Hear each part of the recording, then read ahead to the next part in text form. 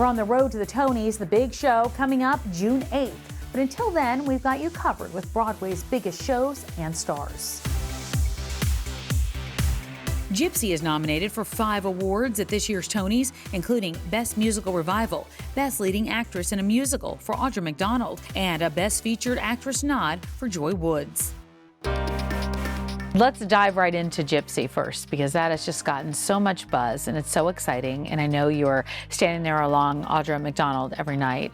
Talk to me a little bit about how this experience has been. The last revival was what, 2008? I was 8. Oh my gosh! Yeah, so anybody that is around my age was not, unless you were locked in with the theater world, we didn't know what Gypsy was unless we were educated in that way and in the arts in that way. We didn't know. So I think for the Gen Z of it all, getting to see a classical piece with legends, icons, and with, I don't know, I think it's done with a lot of care in a very smart and delicate way. And I think as long as we're trying new and inventive theater, it's nice to pay homage to the classics and hope to share that, and that people of my generation get to feel that too. What do you feel like the learning curve is in each one of these shows? Do you feel like you're always learning something? Yes, and always learning something when that's the goal. Most of the time when I walk into a new show or a new piece or anything, I feel like there is, I'm either not ready for it or that there's something to learn. So I know that long after this year is over and long after I've left Gypsy, I'll still be waking up at 4 a.m. thinking, oh my God, I just learned that. I wish I could go do it.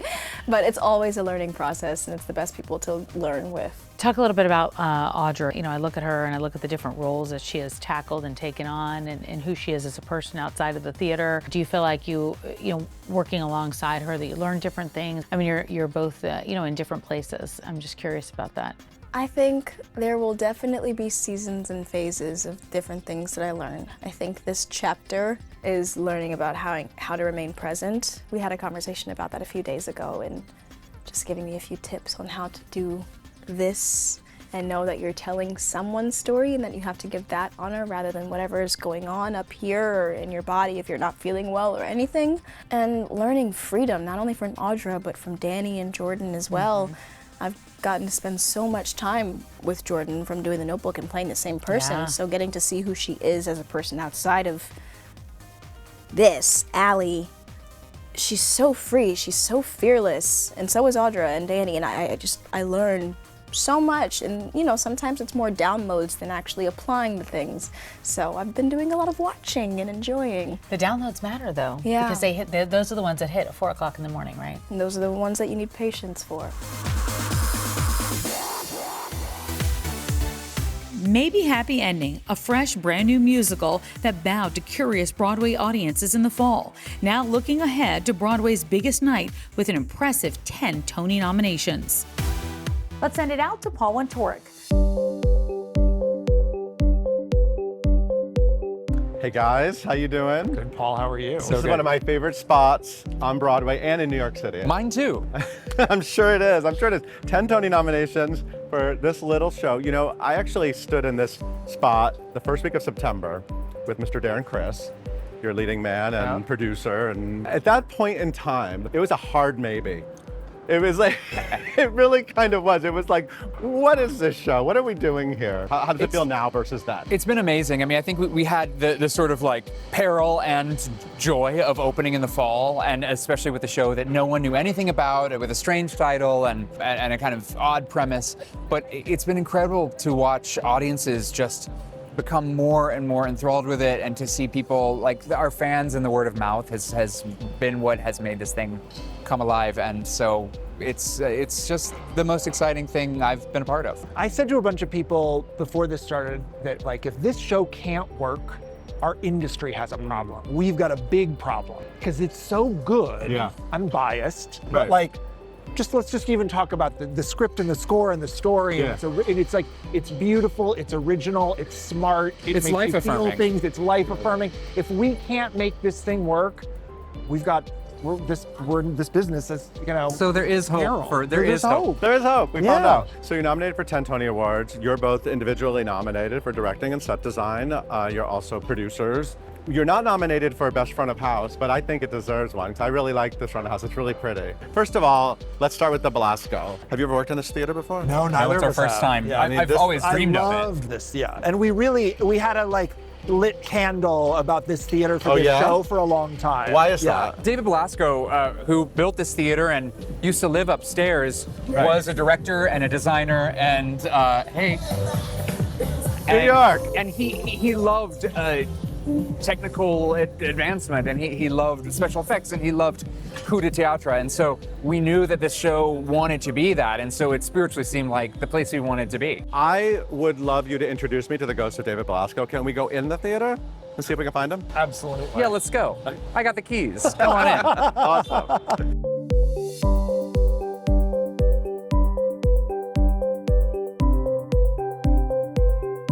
So here we are. Wow. This is the elephant room. What is this? So every Broadway theater has a trap room underneath it, right? It's how things come out So of the we're floor. under the stage. We're under the stage. Yeah. But usually they're about as deep as where that, railing is up there. Right. And this room is especially deep because it was, as our understanding, it was the great hope of David Belasco that Houdini would come here and perform the act in which he made an elephant disappear. And in order to make an elephant disappear, you need an inordinately deep basement. And so here we are, deep below 44th Built Street. for an elephant. Built for an elephant, which, Used for, and in maybe Happy Ending, it's a little hidden here, but used for a very large elevator at the center, which brings a bunch of stuff up and down in the show, and is also able to come above the floor at the end, when Oliver and Claire are. Just go see it. Go see it. Go see the show. And that's only possible because, or possible in a relatively simple way because of this amazing deep basement. So, again, Mr. Belasco Yeah. seeing into the future and seeing what we needed to make this show happen. This is what I wanted to see. In the Helperbot Yards. welcome to the Helperbot Apartments. We're on the 106th floor. See? Oh, hi. Wow. This is incredible. Yeah. So This is Oliver's little Oliver's room. apartment, Darren Chris. Which is obviously. bigger than most New York apartments. Yeah. Actually. Absolutely. Yep. It's very condensed and specific, right? There's not much space, so it's very just the things. Oliver's world is. Yeah, as we imagined where this place would be in a scenario that feels increasingly easy to picture, where we have to reconcile with these sentient AI beings and we can't just discard them or recycle them like another kind of electronic. We thought well, clearly it's going to be in the smallest volume of space possible. Yeah, economy, and which is something that we've talked about too, of the economy of movement of the actor Yeah. and of the space and of what would give the most claustrophobic feel, to Oliver's world, and then we get to see it expand throughout the night. So, starting here is a really fun thing to do. And this is just where the design starts. It goes all kinds of places. I love it so much. It's a journey. And what's amazing about it is it's a tech marvel, but it is done by an incredible group of human beings. Yeah. It takes a true army, village, family to make this thing happen, and it's magical. Yeah, we did build a machine to make this show possible, but the machine is equal part robot and human. That it's a really beautiful thing, and one could not exist without the other, and it's sort of beautifully fragile actually, and we love that. With 10 Tony nominations, maybe Happy Ending is truly dazzling, from the story to the set. I'm here at the Belasco Theater to speak with the production stage manager of this delightful new musical. All right, we are here in the calling room with Justin Scribner. We're sneaking up on showtime. There's a lot going on already. Just how does this show that is so extensively technical get started every day? We have an incredible group of people, 19 different crew members, 3, sometimes 4 stage managers and an amazing front of house team that all come about 90 minutes before the show to prepare. And our crew is made up of some really incredibly skilled technicians that handle all, I think we have 450 video tiles. Here you're able to see kind of each individual tile. The back wall is a different kind of video tile than is all around the proscenium, which we're giving away a little bit of inside scoop on how much video is in the show, but when the show starts, it takes place in an apartment and you don't really have an idea that there's actually going to be a huge world around them, and we stay in their apartments for half an hour, 45 minutes, and the whole genius design of our designers put together a very small little musical with just 4 actors that then becomes a full stage kind of extravaganza that is made up of turntables and automated scenery that weighs more than 1 ton each, and these irises that move in and out, and the way that they've integrated lighting and video and our scenery is very intricate, which means we have to check every single aspect of it before the show starts every single day to make sure we're safe, and every single crew person has a lot on their plate, including the stage managers. Yeah, how many calls are there, and how many unique types of calls? I mean, because obviously you have your standard lighting cue and mic up, mic down. There's shoots with magazines coming out. There's automation. There's lights lining the automation as it moves. There's fireflies flying out of things. How many types of calls do you have in the show? Well, luckily for the most part, everything that I'm calling is either a verbal call on headset or a cue that I'm cueing with a cue light. So I turn on the cue lights to warn people and I turn them off to make things happen. There are cue lights built in backstage. On top of Oliver and Claire's unit, there's also cue lights out in the house. I think there are like 900 lighting events. There are 5, the scenery moves 500 times. There are 500 moves of 38 different automated pieces. And there are, as you mentioned, a lot of fireflies, over 100 fireflies in the show, but I don't have to cue them because they're very well trained. There is a significant amount of responsibility on the shoulders of the person calling the show, and I really truly feel like many experiences have built me up for this particular moment, but I do not foresee any sort of technical issue being a stumbling block for us. We are going to be able to get through it. I trust the people in the building, and building that trust is like the most important part of this whole process. This is The Broadway Show, and we're back in just a few. Welcome back to The Broadway Show. I'm Tamsin Fidel, so let's get back to it. Purpose, the new play from Brandon Jacobs Jenkins, is one of the most celebrated shows of the season. 6 Tony nominations, and now the winner of the 2025 Pulitzer Prize for Drama. It's time to take a walk with a Broadway star, so let's send it out to Charlie Cooper. Glenn, we are so excited to be here. I'm walking you to work, and thank you for letting me do that. We're headed to the Haze, which, by the way, I just feel like is the perfect theater for this particular play because it feels so intimate, and you guys are really bringing people into that family, essentially, and that American story, that Black American story. Tell me a little bit about what it feels like to perform in this particular space and kind of get those live, raw, real reactions from the audience every night. Yeah, when we were thinking about theaters for Purpose, we wanted something that was very similar to the theater in Chicago. So at Steppenwolf, we have a 550 seat theater, and this is about the same in terms of the width and the size and the point of view for the audience. And so we wanted to maintain that intimacy. You know, there are other theaters on Broadway we could have gone with that have a lot more seats, but we lose something in terms of the transfer of the feeling that the audience gets when they sit in there and they feel like they're in that home with that family. You have this dream job in the show Purpose as Junior, playing this incredible and incredibly layered role. Yeah. But I want to ask you, what was one job in your life that pushed you to your purpose? Wow, you went with a deep question. Well, I think, you know, as I told you before, I'm an artistic director at Steppenwolf, and I think, you know, I'm from Chicago. I started out taking my first class at Steppenwolf with Austin Pendleton, who was my first teacher.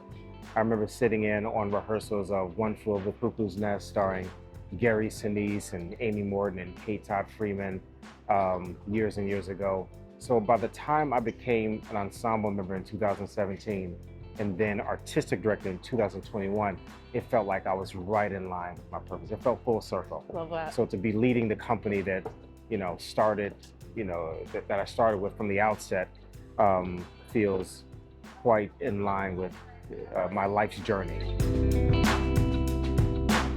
So as a Black creative, as a Black actor, what's it like to have people like Oprah, Whoopi, icons in the Black community watch you on stage? It's fantastic. There is no greater compliment than someone coming to the show saying that what you did was worthwhile, what you did was impactful, than someone of that pedigree. Everybody has come to the show and really, Ava DuVernay, Regina King, Wow. They come and they say beautiful things about the show and the performances. I mean, we tied, as you know, for most nominations in the acting categories for any show ever. And that's hugely meaningful because this is, like you said, these are Black artists. Right. And many times, and historically, we haven't felt that we were seen, we were given Right. opportunities. And here this is an all Black creative teams in terms of director, writer, actors on stage. And to be lauded in this way with the Pulitzer Prize, with Tony nominations for all the actors, for Brandon, it's a beautiful scenario.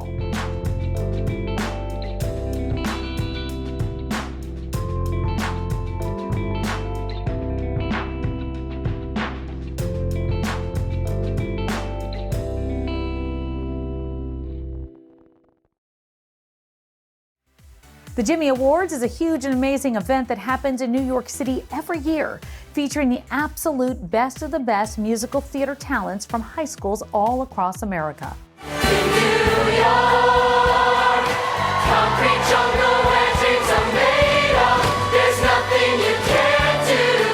Now, on the lead up to the Jimmys, the Broadway show shines a spotlight on the students and the cities and the impact these competitions and awards have on those amazing teens. Today, we're in Dallas on the road to the Jimmys, where high school performers are turning ambition into standing ovations. The Broadway Dallas High School Musical Theater Awards celebrate the power of arts education across North Texas. Each year, the program honors exceptional student performances, productions, and educators, while awarding over $65,000 in scholarships. This is my favorite thing in the world. It takes me back to everything I fell in love with about musical theater. The first time I got to perform it professionally, the first time I got all the joy of being in a company of incredible actors singing and dancing. So we try our best to make this that incredible, joyful experience, fully professional, raise a high bar for the kiddos, but also just celebrate them and everything they have achieved in ways that sometimes for theater kids is it's hard, other than that applause, to give them accolades. With support like this, it's no surprise that last year's Jimmy Award-winning lead actor came from the Broadway Dallas family. Theater is very important. I would literally tell anyone who is going into marketing, business, take a theater class, take an improv class, because it boosts your confidence and it makes you entertaining in the room. Not only that, but those that are already continuing theater and they're a little wish-washy about it, I want to say that what you're doing can change the world. It can change people's hearts, it can change people's minds, and it can give people ideas. That's the power that our craft has. That's why I love it so much.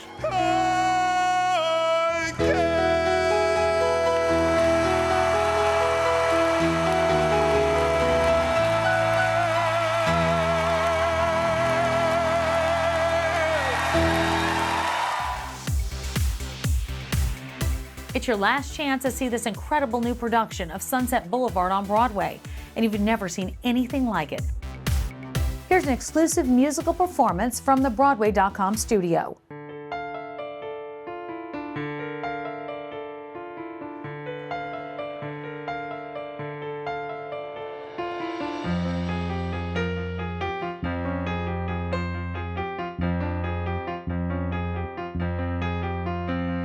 Sure, I came out here to make my name. Wanted my pool, my dose of fame. Wanted my parking space at Warner's. But after a year, a one-room hell, a Murphy bed, a rancid smell, wallpaper peeling at the corners.